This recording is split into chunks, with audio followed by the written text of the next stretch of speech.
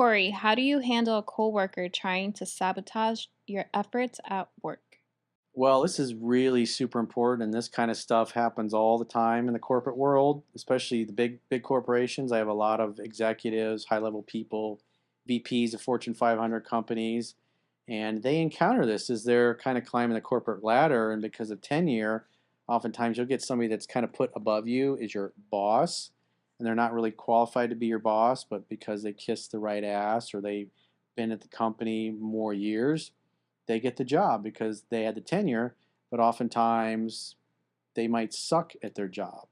And so sometimes you have to be able to tactfully go around that person and make sure that the people that matter, your superiors, and as well as people on the team, know what you actually did and what your contributions were. Because what's happened a lot of times in the corporate world is you go to your immediate superior and you give them all the information, the research, and everything you've done, and then they go into a meeting and present it as if they were the one that came up with all that original stuff.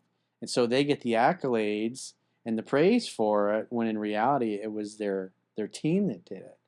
And then what happens is that person's managers then have a misperception, in essence, based on misinformation, if you will, and then they advance when they basically stepped on you. So it's important that if you're involved with somebody like that, that you do everything you can to get that person to like you and to trust you. And the way you create rapport with other people is right out of Dale Carnegie's How to Win Friends and Influence People. Is you got to ask them questions. You got to take the time to get to know them, what's going on in their life, where they grew up, what their kids are like, what their family's like, what they like to do for fun. Because when you talk to somebody, especially somebody you don't know well, or maybe you just met, and you spend 10 or 15 minutes just listening to them, they start to feel their guard comes down because instead of talking to somebody adversarially, you're talking to somebody that makes you feel like a close friend would, or somebody that's close to you would. Were they genuine? If you think about like when you times you've run into people you grew up with, or maybe went to high school with, you're like, hey, what have you been up to? Are you still working for that company? Do you guys still live over on such and such street? And so when somebody talks about themselves for 10 or 15 minutes and they tell you what's going on about their kids, their family, the law of reciprocity, you naturally then feel obligated to want to listen to what they're doing and saying. And so you gotta manage expectations, if you will, in the company. And if you've got somebody that is not really a team player, but they're trying to sabotage you, like the questioner was asking, you got to make sure that the people that know and the people that matter, the higher ups, know exactly whose idea things were. And because if that person gets up in a meeting and then goes to take credit for everything, and everybody in the room already knows that you and several other people are the ones that came up with this, then they're the ones putting their foot in their mouths in a meeting. And then the people, their higher ups, know that this guy's full of shit, and he's in essence trying to rip off their team. Phony. Yeah. Exactly. That's not what a team player does. That It does. ruins the whole Yeah. process That's of a me everything. player, and there's no me in team.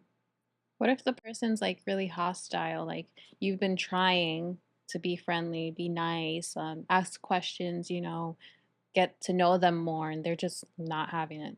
So if somebody's constantly rude and condescending to you, at some point you're gonna have to say, look, it's like I don't appreciate the way you're talking to me.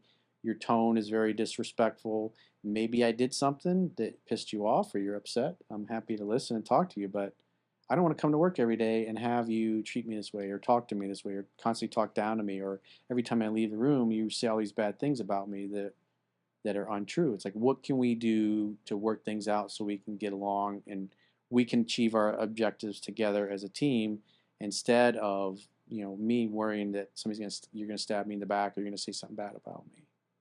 Because you have to set and enforce healthy boundaries, and no one will ever do or say anything to you that you don't invite them to do. And so if somebody is treating you like a doormat and you're being a people pleaser and you're just taking it, then you're enabling their behavior.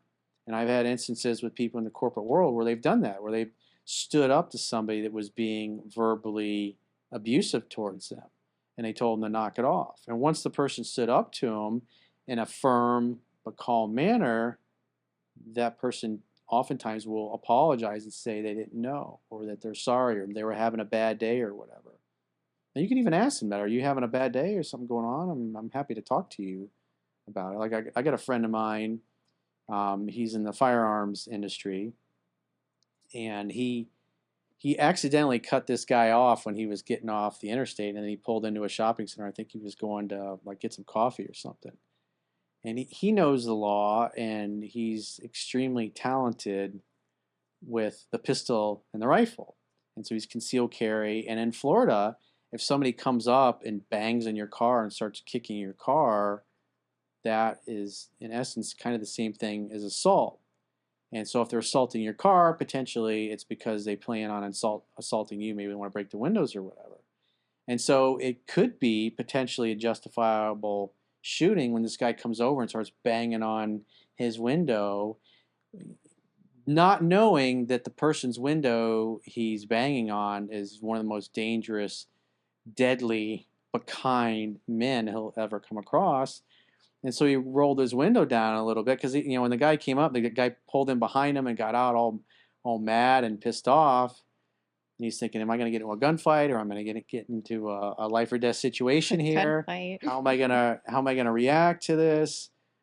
And he rolled his window down, and he was like, "Hey man, what's up?" And the guy's like, "You cut me off!" And he starts cussing him out. And he's like, "Oh man, I'm really sorry. I didn't mean to. I didn't see you." It's like, "Are you okay, man? Or you seem like you're having a bad day. If you want, I'll buy you a cup of coffee. We can go talk about it." And then the guy just totally calmed down. He's like, "No, no, it's just just watch where you're going next time." He's like, "Yeah, I'm sorry, man. It's totally my bad."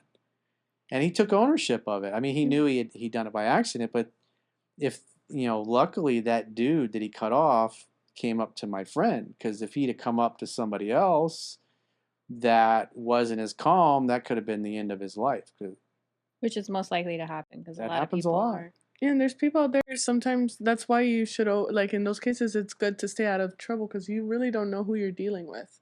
And in your friend's case, He was he dealing with a jack in the basically box. yeah, basically he picked his brain in like the emotional side of it. So that's probably why it calmed the guy down. It's like psychological like tactic if that makes any sense. Yeah. Yeah.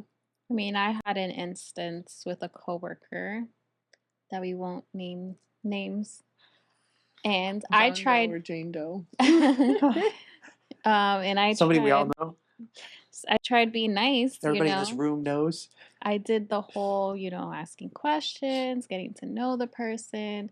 Person was not having it, so I left it alone, and then I kept going until one day you like you said, confront the person, let them know that you're not comfortable, that like what did I do, like just start little conversation. Well, you did and know what you did. You know what and you did. yeah, and but then even after that, it was like even when I first met this person, it was just a really hostile attitude. And I didn't know if that's the person's personality or it's just because they don't like you. Mhm. And I did the whole confronting, like, listen, like, we're at work. I want to keep it professional. Like, I don't like coming to work and not enjoying it because there's a person who's really hostile. And the comeback would be, you don't need to get to know me. You don't need to figure me out. I'm just like, okay. Like, I tried doing what you said, putting your foot down, acknowledging the problem, but it's just like the person didn't want it. So, what do you do after that? You just leave it alone and keep the I mean, the most they awkward. can do is be civil. Just Yeah, like hi and bye and that's it. which I always am. I never give any Yeah. attitude or little slick remarks, but it's just like, just being around that energy is not fun. It's Yeah. not, It's toxic. At the end of yeah. the day, you're not obligated to talk to each other, so It's just like at work, it's just like keep it professional, Like you might not like me, but at the end of the day, just say hi. I don't know. Yeah, doing what we're doing on camera, you can't have mm, somebody sitting in the group that, or people in the group that don't like each other. Yeah. That's just bad for chemistry. And me personally, I like people that are nice to me. And this person in particular, there were times where I saw that abrasive, get in your face kind of bow up kind of attitude. And I was like, I don't like that. I don't like hotheads. Yeah. I don't like people who want to argue. It's like if I'm sharing something, I want somebody to take it in and not want to argue with me about every single point. Hmm. And that's why you're here and they're not. Yeah.